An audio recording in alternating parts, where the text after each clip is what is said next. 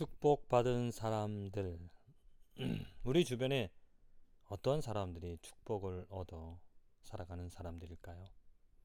물질적으로 풍부하고 부족함이 없어 큰 집에서 살아가는 사람들.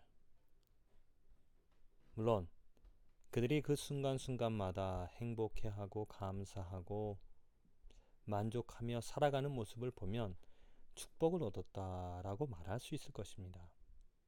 그러나 그 축복의 기준이 이 세상적인 것에만 머문다라면 그렇게 말할 수 있겠지만은, 그 축복의 기준을 영원한 것으로 견주어 본다라면은 우리들은 정말 그게 축복일까 하는 의문을 가지게 되어집니다. 정말 축복받은 사람들은 어떠한 사람들인가?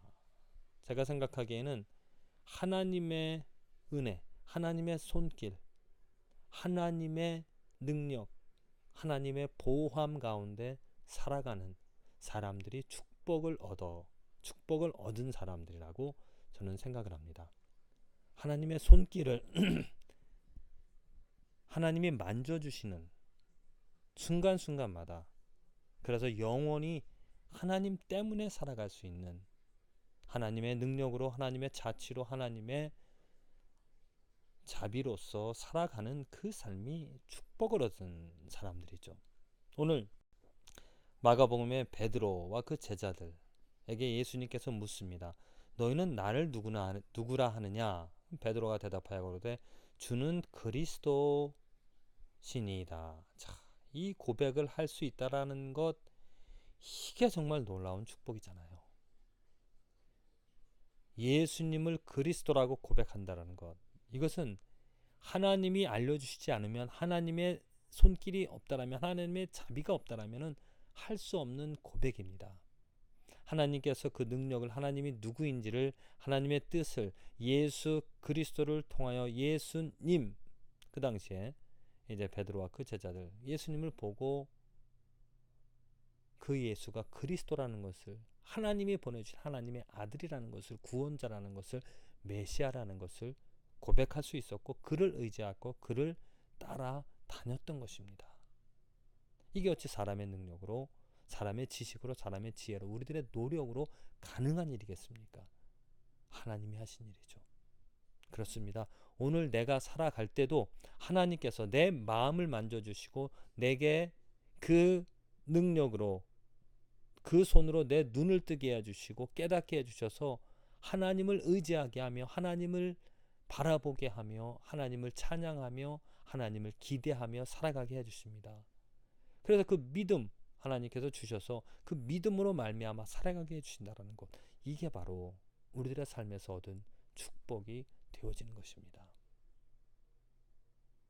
하나님께서 이 세상의 주인이시고 창조로부터 영원한, 끝이 없는, 다음이 없는 그 시간까지 하나님이 이 세상의 주인이라는 것을 알게 해주셔서 내가 의지할 것이, 내가 바라볼 것이, 내가 살아갈 이유와 목적이 분명히 무엇인지를 알게 해주신다는 거죠.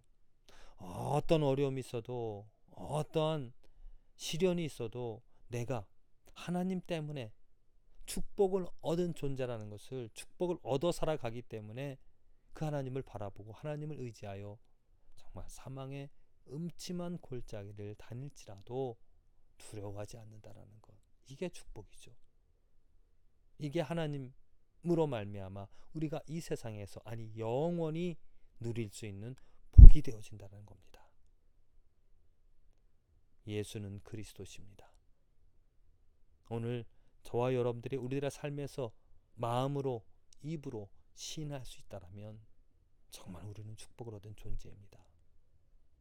그 축복은 오늘, 내일 어떠한 상황에서도, 시련 가운데서도, 실패함이 있다 할지라도 하나님의 손길로, 하나님의 인도하심 가운데 살아갈 수 있다는 증거.